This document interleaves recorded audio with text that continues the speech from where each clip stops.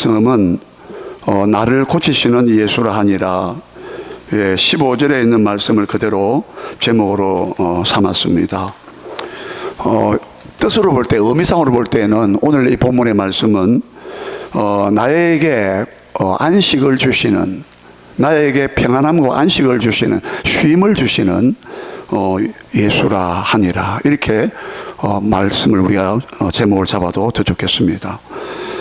오늘 본문의 이 말씀이 지난 주일에 5장 1절부터 9절에 있는 말씀을, 그 말씀을 우리가 좀 듣고 배우고 앞에 있는 말씀을 좀 더 알아야만이 오늘 본문의 말씀을 이해가 좀 빠릅니다. 이 본문에서 지난 시간에 잠깐 한 2, 3분 동안 요약한다면요, 바로 5장 1절에서 9절까지 내용이 뭐냐면 간단합니다. 베데스다 연못가에 예루살렘에 그 도시가 있는데, 성이 있는데, 거기 양이 출입하는 양문이 있는데, 그 양문 곁에 베데스다라고 하는 연못이 있다. 근데 거기에 각색 모든 질병 걸린 사람들이 전부 다 거의 다 절비하게 다 누워있고 기다리고 대기하고 있는 상태다. 왜 이 사람들이 중증장애인들이고, 지금으로 말하자면 난치병에 걸린 사람들인데, 본문 3절에 보면은, 여러분 3절에 한번 보실까요? 3절에 그 안에 많은 병자, 맹인, 다리 저는 사람, 혈기 마른 사람들이 누워 물의 동함을, 움직임을 기다리니 했죠. 많은 병자들이 소경, 절뚝발이, 이번에는 다리 저는 사람 번역했는데, 그리고 또 혈기 마른 사람은 중풍병 환자 같은 사람들, 신경이 마르고 세포가 마르고, 그래서 이런 사람들이, 많은 병자들이, 대표적으로는 이렇게 소경, 맹인, 다리 저는 사람, 혈기 마른 사람을 세 사람을 꼽았는데, 그런 많은 병자들이 있다고 했어요. 이 사람들이 왜 이렇게 이 베데스다 연못가에서 물을만 쳐다보고 있느냐, 그 연못만. 거기에 막 학수고대하면서 거기에 모든 신경과 모든 관심이 막 그 물이 끓는 물이 동함을 거기에만 온통 시선을 집중하고 있었거든요. 그들의 삶의 목적이 오로지 그것만 쳐다보고 있었어요. 왜냐하면 4절이 말하기를 가끔 천사가 1년에 몇 번 내려오는지 모르겠습니다. 1년에 한 번 내려오는지 천사가 가끔 그랬어요. 4절 말씀 보면은 이는 천사가 가끔 못에 내려와 물을 움직이게 하는데, 움직인 후에 먼저 들어가는 자는 어떤 병에 걸렸든지 낫게 됨 이르라 하고 갈로로 묶어놨어요. 3절 끝에부터 천사가 가끔 내려온다는 거죠. 그래서 사람들은 제일 먼저 내려가는 사람만, 이 사람 한 사람에게만 특혜가 주어지는 그런 구조로 되어 있습니다.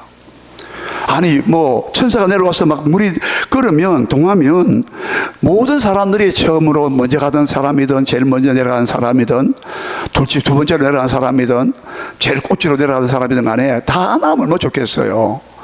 근데 제일 먼저 내려가는 사람, 제일 먼저 그 물에 풍덩하고 뛰어드는 사람, 옆에서 누가 막 도와주든지, 본인이 힘이 있어가지고 막 벌떡 일어나서 막 뛰어간다든지, 누군가 막 소리칠 때, 야, 물이 끓는다, 혹은 물 끓는 소리가 들리면 잽싸게 아주 다른 사람 밀치고 제치고, 조금 전까지만 하더라도 서로 아픔과 고통을 공감하면서 서로 살아온 그 삶의 내력을 서로 안 나누었겠어요? 어디가 아프셨어요?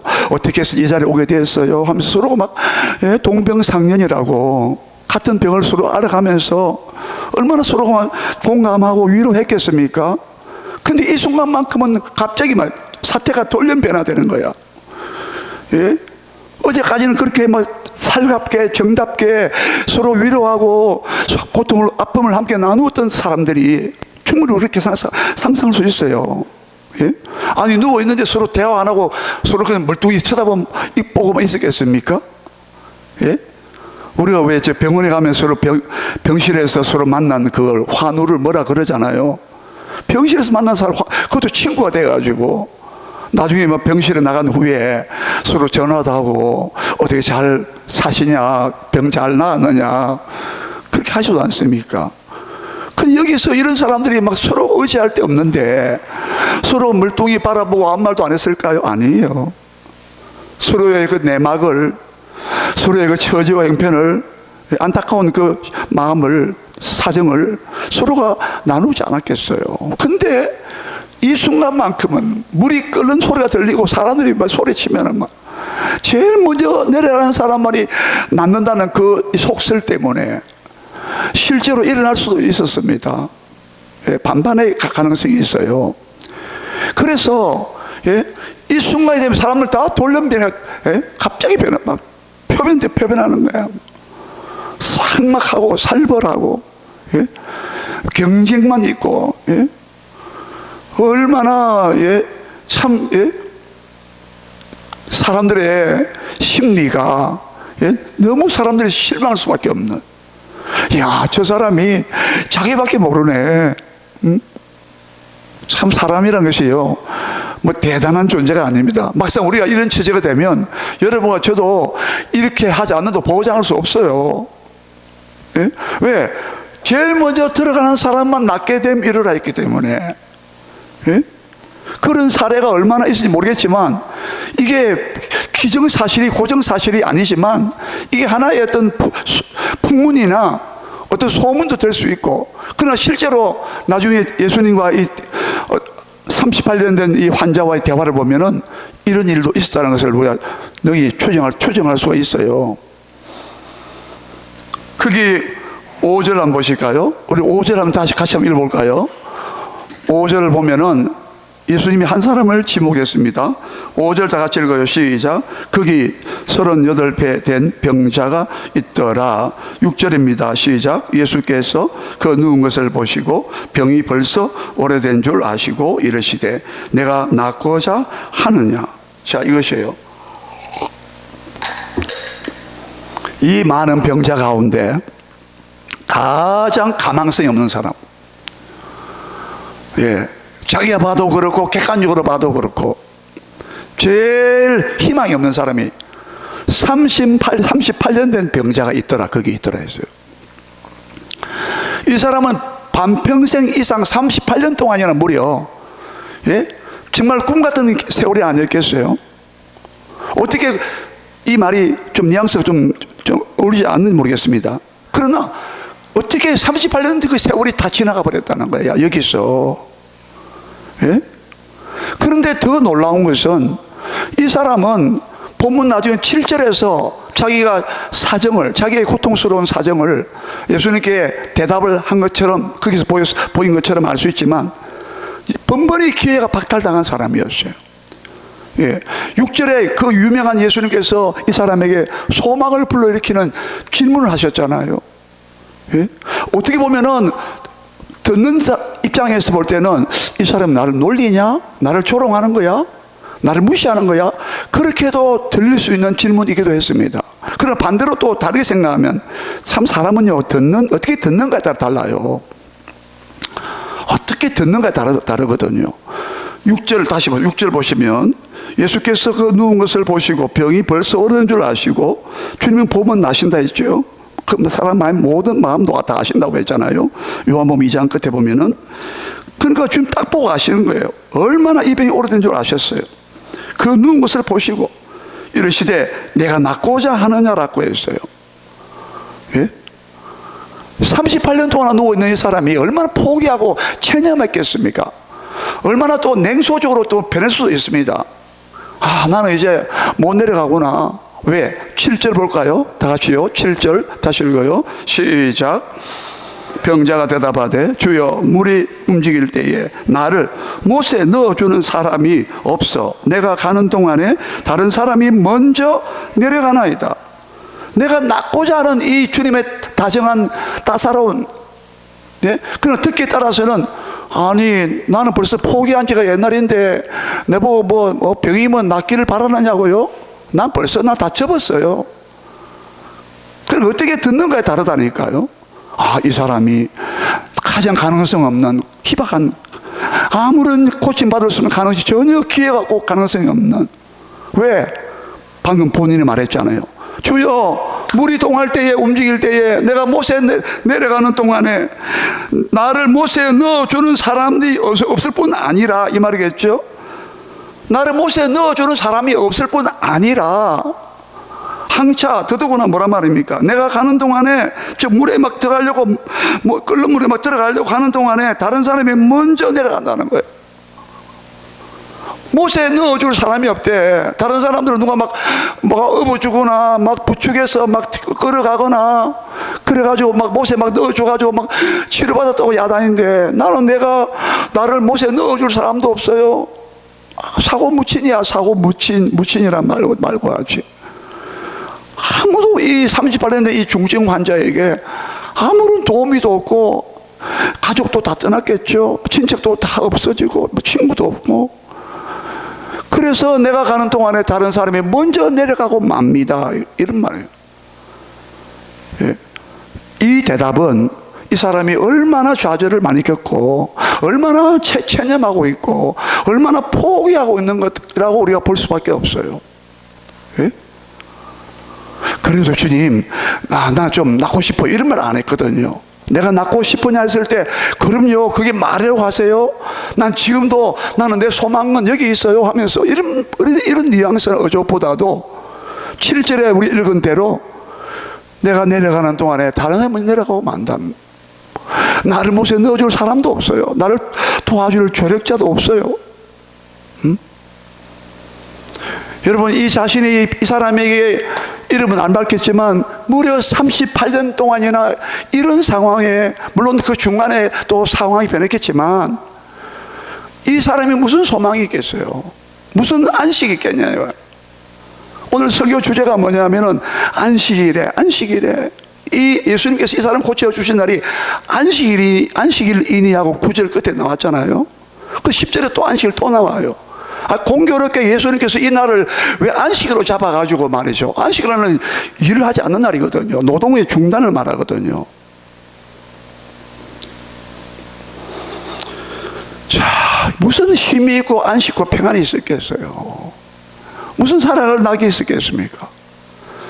그런데 예수님은 그 많은 병자 중에 가장 낙담했을지도 모르고, 가장 절망했을지도 모르고, 가장 포기하고 체념과 냉소주의에 빠져가지고 아주 시니컬하게, 예?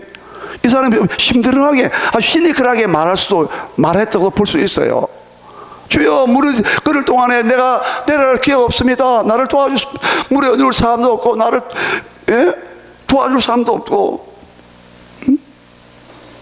그 사이에 다른 사람이 먼저 내려가고 마는데, 나는 번번이 기회를 뺏긴 사람인데, 요즘식으로 말하면 루저, 실패자, 낙오자. 예? 이 사람은 만성 루저야, 만성 루저. 예? 아마 이 사람 이 7절에 이렇게 대답할 때 좀 약간 시니컬하게 냉소적으로 대답할 수도 있었다고 봅니다. 예? 나 아무도 나 도와줄 사람 없어요. 나는 고립무원이에요. 고립무원, 사고무친이에요. 아무도 내 친척도 없고 나는 고립돼 있어요 지금. 나를 아무도 동정하고 불쌍히 여겨서, 다른 사람은 옆에서 어떤 다른 사람 나를 불쌍히 여겨서 나를 좀 이렇게 부축해서 나를 좀 하다못해 2등 3등이라도 좀 끌어줬으면 좋겠는데, 그런 사람 아무도 없다고. 자, 여러분, 이 사람 속에 무슨 감사가 있고, 무슨 소망이 있고, 무슨 평안함이 있고, 무슨 안식이 이 자리 잡을 구석이 있겠냐 이 말이에요. 예? 그런데 예수님은 뭐라 했습니까? 오직 사람의 관계 속에만, 형편 그 처지 현실에게만 지금 모든 눈독을 다 들이고 있고 마음을 다 쏟고 있는 이 사람에게 예수님은 유명한 8절에서 완전히 방향과 시선을 돌리게 만들어 주었어요. 그리고 아주 소망찬 말씀을 하셨죠. 생명을 불어넣는 말씀이기도 했잖아요. 소망을 주시는 말씀이었어요. 우리 8절 다시 읽어볼까요? 시작. 예수께서 이러시되 일어나 내 자리를 들고 걸어가라 하시니, 내가 낫고자 하느냐? 아까 6절의 그 질문, 두 번째 말씀은 이제는 명령이었어요. 일어나라. 내 자리를 들고 걸어가라. 이 자리란 말은 나중에 설명하는데 굉장히 중요한 단어입니다. 그냥 주 예수님께서 일어나서 걸어가라 하지 않았고, 일어나서 너 자리를 들고 걸어가라 했어요. 나중에 안식일에 대해서 말할 때 다시 말씀드리겠습니다. 아주 주님은요, 아주 의도적으로, 아주 세심하게, 고의적으로 그냥 단순하게 일어나 걸어가라 이렇게 안 하신 거예요. 일어나서 내 자리를 들고 걸어가라고 하신 거예요. 여러분, 이 말씀이 얼마나 생명력이 풍성했는지요. 그 사람이 아무리 고통과 낙담과 절망과 어둠 가운데 헤어나지 못하고 있는 사람이랄지라도 이 주님의 음성을 듣는 순간에 그 음성은 마치 어떤 매력이 있는, 아주 생명력이 있는, 매력이 풍성한, 표현하자면 도저히 거절할 수 없고 거부할 수 없는 다른 사람의 말이 아니라 이 예수님의 입에 나오는 그 말씀은 생명이 너무나 풍성한 말씀이었다, 음성이었다 이 말입니다. 할렐루야. 오늘 여러분도 성경 읽으시다가, 하나님 말씀을 듣다가, 설교를 듣다가 여러분들이 예수님의 음성을 들을 수 있기를 축복합니다. 요한복음 10장의 3절 4절 또 16절, 요한복음 10장 28절인가요? 내 양은 내 음성을 듣고, 내 양은 내 음성을 듣고 나를 따르나니. 응? 목자의 음성을 듣는다는 거야. 오늘 이 사람이 예수님의 어린 양인지 모르죠. 그 음성을 딱 들을 때에, 이야, 일어나 내 자리를 들고 걸어가는 그 위험찬, 그 생명이 있는, 권위 있는, 권세 있는 예수님의 음성에 압도가 되었다 이 말. 압도. 아, 나 못 일어나는데요. 아, 나보고 뭐 지금 뭐 날 조롱하시는 거예요? 이렇게 반문하거나 저항하거나 도저히 저항할 수 없는 은혜. 우리 여러분, 그때 제가 말씀드린 바가 있어요. 죄송합니다, 영어를 써서 irresistible, 저항할 수 없는, resistible, irresistible, 저항할 수 없는 grace, 은혜라고. 이 하나님의 은혜가 우리가 막을 수 없는, 거절할 수 없는, 거부할 수 없는 하나님의 은혜가 물밀듯이 왔다 이 말이에요. 십자가에 못 박힌 예수 그리스도가 나의 죄를 담당했다고 하는 그 복음이 들려질 때 내가 내 스스로가 저항을 못한다. 저항할 수 없는 은혜가 왔다 이 말이에요. 이것이 여러분 복음의 능력, 5가지 능력 가운데 한 가지라고 종교 개혁자들은 말했어요. 예? 여러분, 하나님 은혜를 여러분 저항할 수 있었습니까? 거부할 수 있었습니까?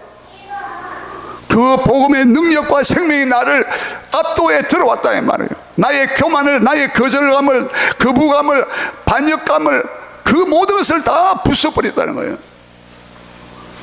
여러분, 우리가 이 말씀에서, 이 행과 행 사이의 행간에서 우리는 이 주님의 생명이 있는 음성이 이 사람으로 하여금 벌떡 자리를 들고 일어날 수밖에 없도록 만든 이 말씀의 강한 역사가 오늘 저와 여러분의 삶 속에서 일어나기를 주의 이름으로 축원합니다. 예? 여러분, 스펄전이라는 목사님은 영국의 19세기의 유명한 설교자였어요. 그 당시에 5,000명이 모이는, 19세기에 5,000명 모이는 영국의 런던의 태버네클 그 처치에서 그가 그 설교자가 목사가 되기 전에, 그는 예수님을 만나기 전에 이 에피소드는 너무나 유명한 에피소드예요.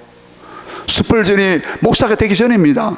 그가 시골을 여행하다가 그때 성탄절인가 하여튼 막 눈이 많이 와가지고 교통이 완전히 정체가 되고 시골에서 빠져나갈 수가 없다가 되었어요. 어떻게 되었어요?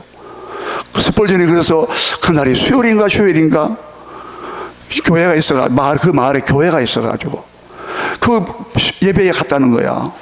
예배에 갔는데 그때 설교한 사람이 그 교회에 목사님이 아니라 평신도라고 제가 기억납니다. 옛날에 우리 한국 교회도요, 복음이 초창기에 들어왔을 때, 선교사가 들어왔을 때는 교회에 목사님 많이 없었잖아요. 그때는 교회 영수라는 분이 계셨어요. 그분이 믿음이 좋은, 연세가 많으신 분, 나이 드신 분, 이런 분들이 설교를 했어요. 그래서 아마 그런 것 같아. 그래서 그날 설교를 듣는데 이사야서 45장 22절 말씀이었어요.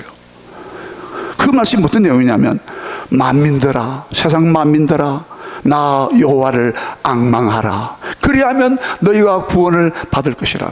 하나님을 앙망하라. 하나님을 바라보고 기대하고 사모하라. 여호와를 앙망하라.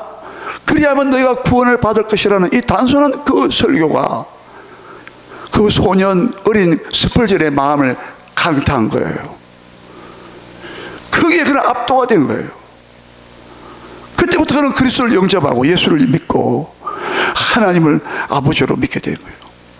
여러분, 참, 여러분도 성경 읽다가 설교를 듣다가 하나님의 말씀과 음성을 들을 때에 일어나 내 자리를 들고 걸어가라고 하는 오늘 이 말씀의 파워가, 그 생명력이, 그 권세가, 그 위엄이 여러분을 움직이는 동력이 있는 다이나믹한 그런 말씀이 여러분 삶을 변화시키는 말씀이 되기를 다시 한번 주의 이름으로 축원합니다.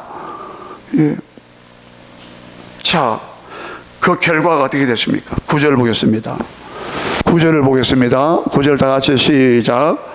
그 사람이 곧 나와서 자리를 들고 걸어가니라. 이날은 안식일이니 됐어요. 그 사람이 곧 나왔어요. 뭐 지체할 거 없었어요. 뭐 3일 있다가 나온 게 아니에요. 바로 그 현장에서, 그냥 적석에서 바로 효력이 발생했어요. 곧 나왔어요. 자리를 들고 걸어갔습니다. 이 사람이 얼마나 기뻐했을까요? 잘 보세요. 우리는 충분히 이 상황을 상상하고도 남습니다. 38년 된 그의 몸을 붙잡고 있는, 조이고 있는 모든 고통이 한순간에 풀려져 나가버렸어요.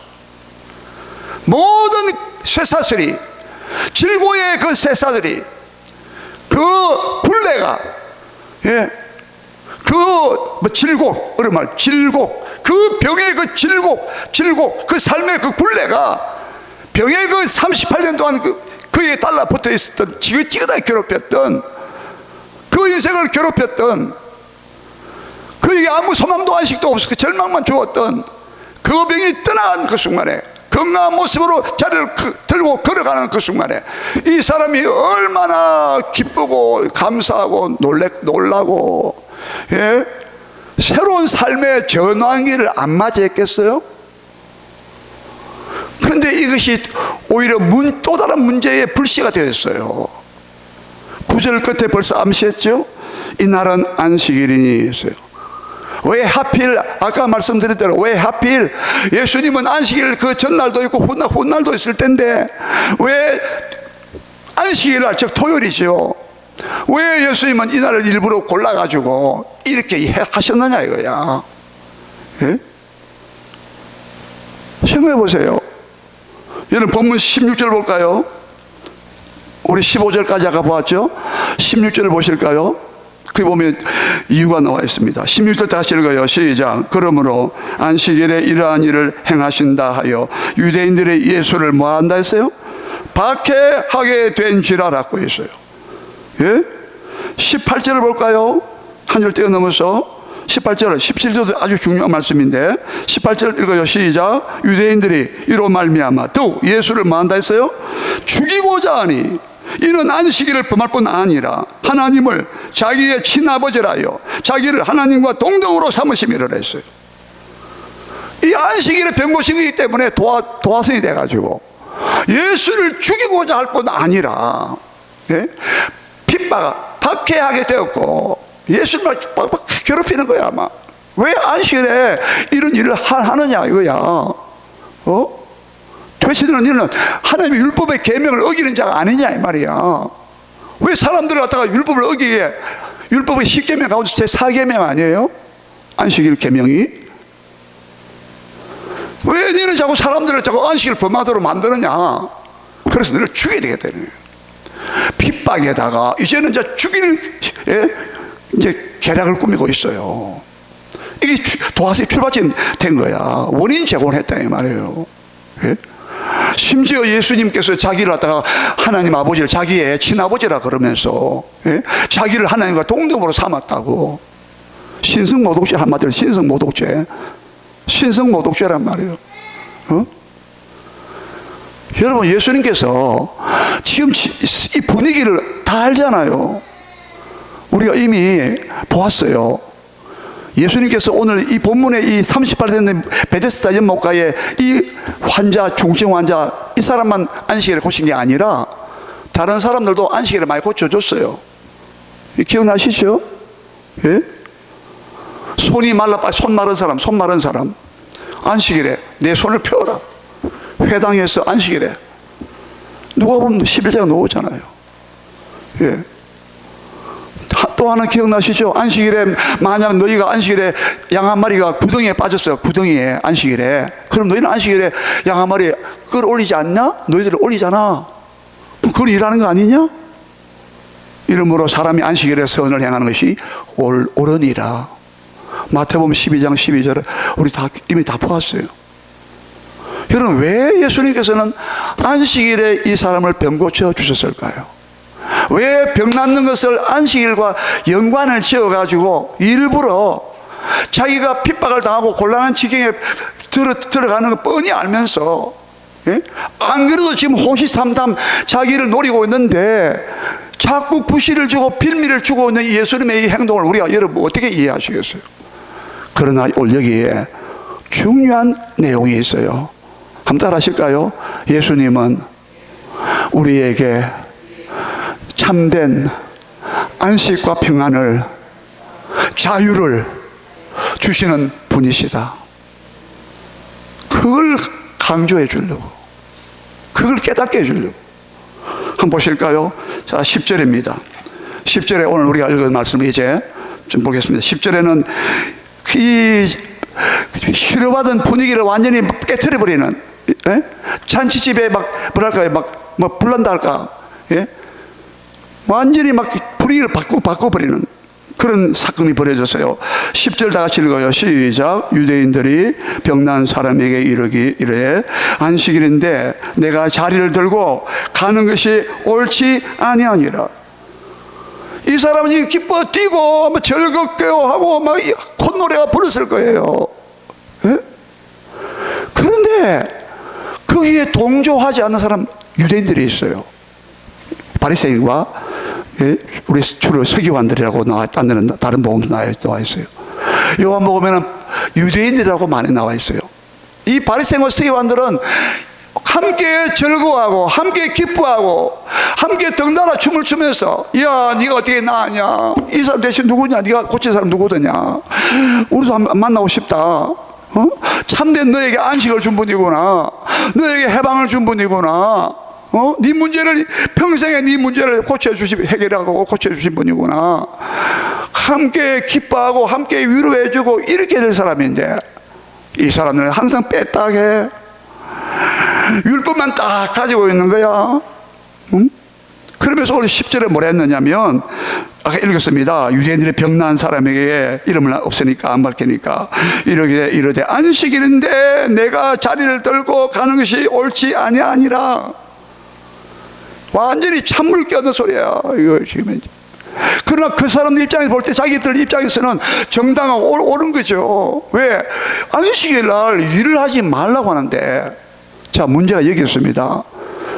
여러분, 출애굽기 20장 10절이죠 11절 2절에 보면은 제4계명에 10계명하고 제4번째 계명이 안식일이에요. 그 안식일 그 계명을 줄 때 뭐라고 그랬습니까? 나 여호와가 하늘과 땅과 바다의 모든 일을 다 지으시고 모든 걸 다 만드시고 창조하시고, 이 7번째 날에는, 즉 안식일이죠, 7번째 날에는 나 여호와의 안식일인즉 여섯 동안 창조하신 다음에, 예, 7번째 날을 되는 날에는 하나님이 쉬었다라고 했거든요. 나 여호와가 쉬었습니다. 하나님이 쉬었대요. 그래서 너희도 쉬어라, 일을 하지 말라고 했어요. 너희 집안의 문 안에 거하는 객이라도, 지나가는 객이라도, 나그네라도 안식일날은 일하지 말게 해라. 그리고 너희 집에 노비 같은 사람, 여종, 남종이나 여종이나 노비나 모두 짐승도 마찬가지, 심지어 짐승들도 일 못 시키게 했어요. 철저하게 일을 중지하라고 했어요. 이 샤바트란 말인데, 안식이란 말은 샤바트란 말은 노동의 중단을 말합니다. 일의 중단을, 중지를 말합니다.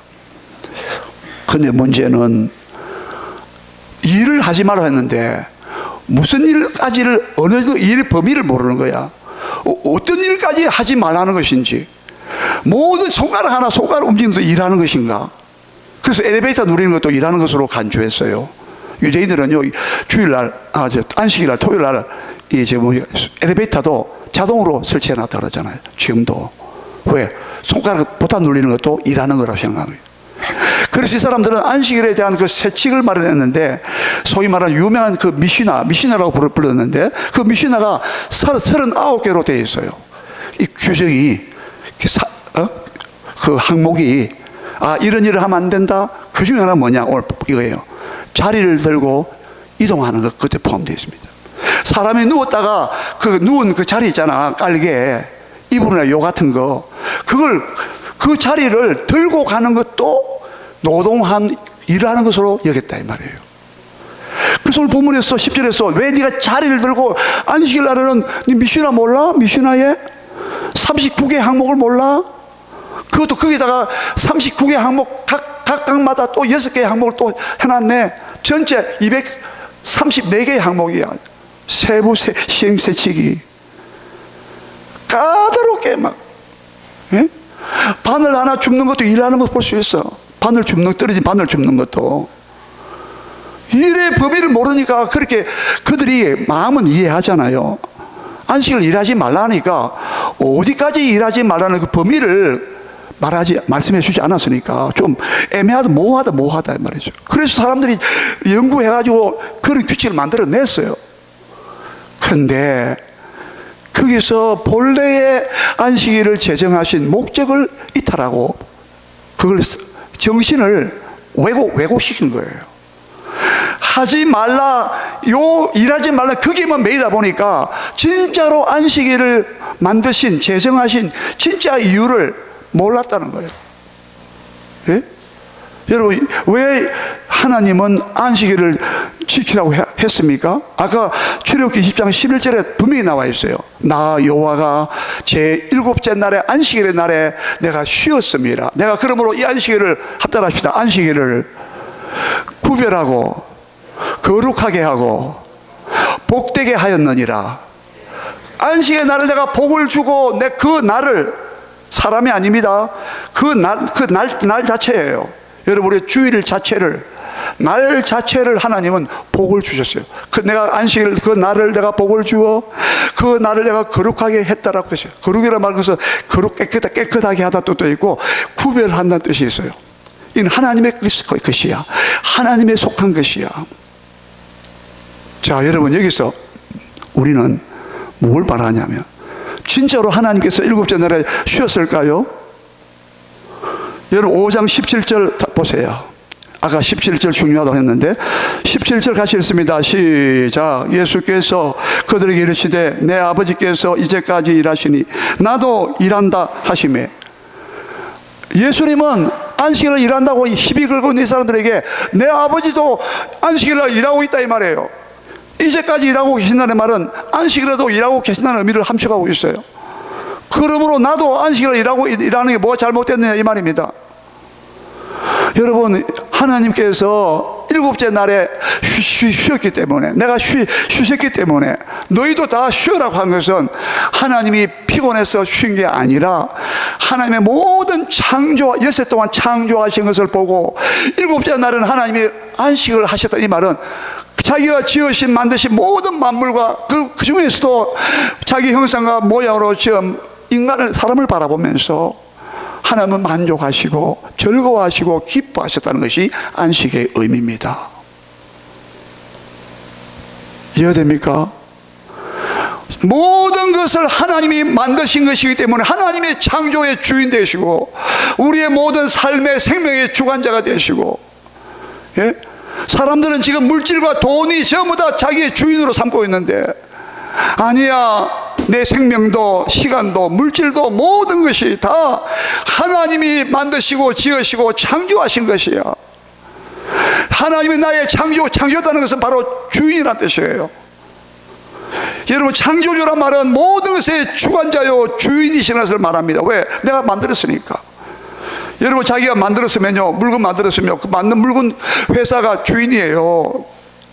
예? 지적 소유권, 뭐 모든 소유권이 만든 사람이 그 소유권을 갖고 있는 거잖아요. 여러분, 하늘과 만물과 저와 여러분을 하나님이 만드셨다는, 창조하셨다는 것은 하나님이 주관자이고 주인임을 말한다 이 말입니다. 저와 여러분의 모든 것에 다스리시는 주관자는, 주인은 하나님이심을 고백할 때, 그때 비로소 만족하고 기쁘고 즐겁고 만족한다, 안식한다 이 말이에요. 이해가 됩니까?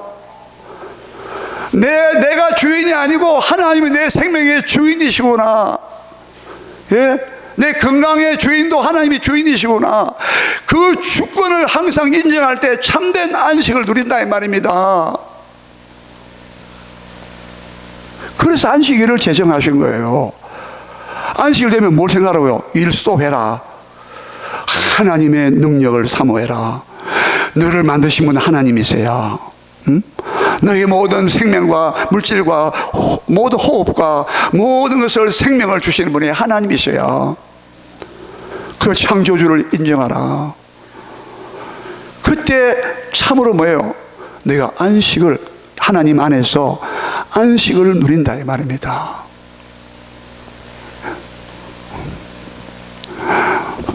내 영광을 위하여 창조한 자를 오게 하라. 내가 그를 지었고 만들었느니라. 내 영광을 위하여 지은 사람을 만들었다. 내가 지었고 그들을 만들었다. 내 영광을 위해 창조했다. 하나 무엇을 하든지 하나님의 영광을 위해서 살아갈 때, 그때 비로소 안식이 있다 이 말입니다. 자, 여러분, 이 말씀 잘 생각해야 됩니다. 하나님이 자기 영광을 위하여, 내 영광을 위해서 창조했다고 했어요. 내가 너를, 그 사람을 지었고 만들었다고 이사야서 43장 7절에 분명하게 말씀했어요. 여러분, 하나님의 영광을 위해서 우리가 살아갈 때 비로소, 예, 그래서 그때 만들었기 때문에, 하나님의 영광을 위해서 우리 창조했기 때문에, 만들었기 때문에, 그 영광을 위해서 살아갈 때 우리 안에 비로소 안식이 있다 이 말, 평안이 있다 이 말입니다. 할렐루야. 예. 그리고 이사야서 43장 바로 21절에 나와 있어요. 내가 나를 위하여 사람을 지었나니. 한번 따라합시다. 내가 나를 위하여. 여러분, 나 자신이 아닙니다. 하나님께서 하나님 자신을 위해서 여러분을 지었대요. 이스라엘을 창조했다고 하고 있거든요. 내가 나를 위하여 이스라엘을 창조했나니 이 말입니다. 그 본문을 보면은, 내가 이스라엘 백성들이여, 내가 나를 위하여 너희를 지었나니. 그 다음 따라합시다.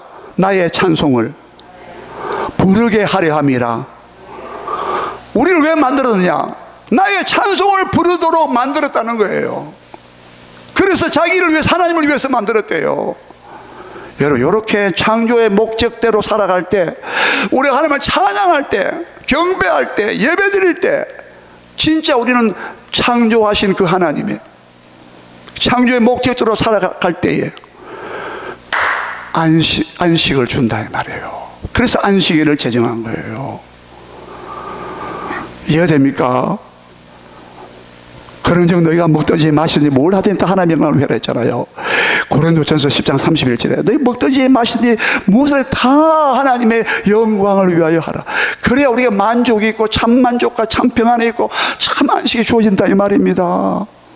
다른 목적으로 살면, 내 자기의 영광, 자기의 목적대로 내 뜻대로 살고 이렇게 살아버리면 절대, 비록 그 사람이 재물을 많이 가지고 높은 자리에 있고 권세를 가지고 있고 아무리 건강한 할지라도 그 사람에게는 절대로 하나님의 창조한 목적대로 삶을 살지 않기 때문에, 네? 우리를 지으신 목적대로 살지 않았기 때문에 절대 안식과 평안이 안 찾아옵니다. 깃들일 수가 없어요. 그걸 꼭 아셔야 돼요. 네. 두 번째는 뭐냐면, 자 보세요. 우리 14절을 읽겠습니다. 자 14절요. 자 14절 다시 읽습니다. 시작. 그 후에 예수께서 성전에서 그 사람을 만나 이르시되, 보라 내가 나았으니 더 심한 것이 생기지 않게 다시는 뭐 하지 말라 했어요? 죄를 범하지 말라 했었죠. 야, 내 자리를 들고 그러니 옳지 않다 안식일인데 병난 사람에게 대답하되, 아까 11절 안 읽었죠? 11절 다시 읽어봐요. 11절 시작. 대답하되 나를 낫게 한 그가 자리를 들고 걸어가라 하더라 하니, 이 부분도 이 사람은 예수님 몰라 지금. 왜? 예수님 자리를 피해버렸어. 이 사람이 막 나을 때 예수님 옆에 서가지고, 야, 내가 널 고쳐줬다, 내가 누군지 알겠니? 이렇게 안 하시고 주님은 빨리 그 자리에 피하셨다고 14절에서 말씀했잖아요. 근데 이 사람이 대답을 그걸 할 수밖에 없었죠. 11절에 나를 낫게 한 그가 자리를 들고 걸어가라 하더라 하니, 이렇게 이런 말밖에 못하잖아요. 근데 이 말도 어떻게 보면 이 사람이 예수님한테 불리하게 하고 있는 거예요. 아, 내가 자리를 들고 걸어간 것은 내가 율법을 어기게 된 건 사실이지만 내가 어기게 한 게 아니야. 내가 어긴 게 아니야. 나 보고 자리를 들고 즉 율법을 계명을 안식일에 일하게 한 사람은 그 사람인데 난 그 사람 몰라요. 이렇게 대답했단 말이에요. 12절 다시 12절 시작. 그들이 묻되 너에게 자리를 들고 걸어가란 그 사람이 누구냐? 도대체 너 율법을 어긴, 너는 병 고쳐 좋았겠지만 율법을 어기가 하면서 이렇게 율법을 범한 사람은 대체 너로 하여금 죄 지은 사람은 누구냐 물었어요. 재차 추구해서 계속 질문하고 있어요. 13절 같이 읽어요. 13절 시작. 고침을 받은 사람은 그가 누구인지 알지 못하니 이는 거기 사람이 많음으로 예수께서 이미 피하셨다는 거야. 예수님은요 자기를 과시하지 않았어요. 자기 생색내지 않고요 막 공치사하지 않았어요. 아, 이거 내가 해도 안 했어요. 언제나 주님은요 피했어요. 그 이유가 또 있으면은, 자 14절 다시 시작. 그 후에 예수께서 성전에서 그 사람을 만나 이르시되 보라 내가 나았으니 더 심한 것 생기지 않게 다시는 죄를 범하지 말라 하시니. 다시는 죄를 범하지 말라. 너 또 죄 지으면 너 더 심한 게 생긴다. 이보다 더 크게 병이 악화될 수 있어. 재발될 수 있어. 재발하면 더 악화될 수 있어. 더 심한 것도 된다. 이런 말씀도 되죠. 그런데 예수님 이런 말씀했어요. 다시는 죄를 범하지 말라 하시냐. 이 병이 죄 때문에 온 것으로도 해석할 수 있습니다. 중요한 게 뭐냐면은 죄 때문에 모든 인간은 왜 우리가 안식을 못 누리느냐, 자유가 없고 얽매이고 있고 왜 불안하고 초조하냐, 근심 걱정이 많으냐, 한마디로 죄 때문에 죄. 여러분 이스라엘 백성이 애굽에서 종살이하고 거기서 절대로 안식이 없었어요. 그런데 하나님께서는 애굽 사람의 무거운 짐 밑에서 내가 빼내어 너희를 구원한 나는 하나님 여호와라 했거든요.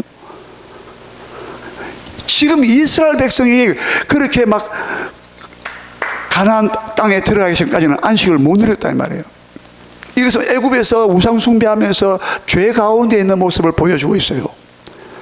죄 가운데 있는 모습. 애굽에 있는 동안에는 죄 가운데 있는 모습이란 말입니다.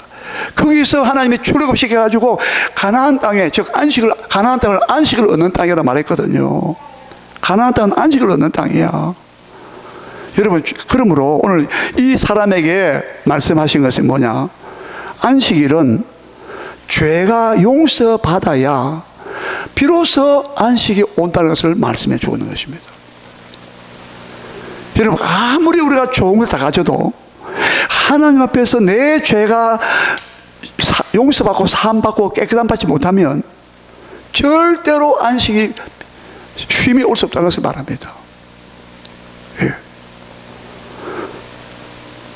여러분, 경찰이 차가 지나갈 때 내가 만약에 절도나 사기나 죄를 지은 사람이 경찰만 지나가도, 승인만 지나가도 겁이 나잖아.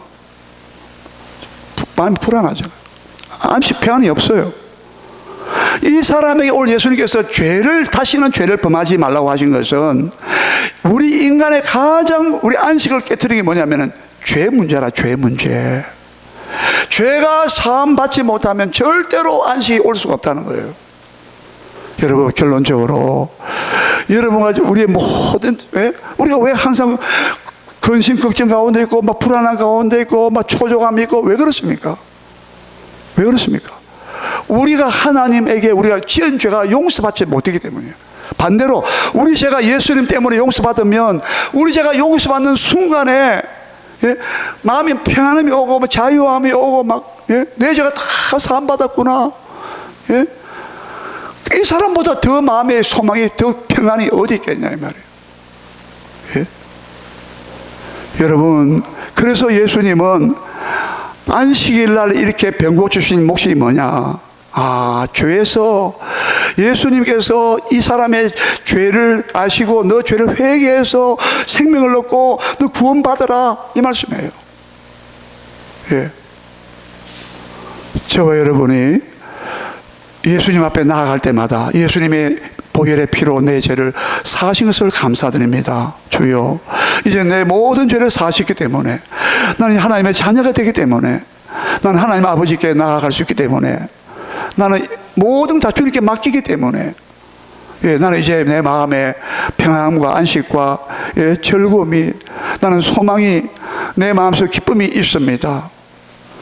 여러분, 그런 평안함이, 그런 안식이 여러분의 삶 속에 충만하시기를 주의 이름으로 축원합니다. 우리 기도하겠습니다. 우리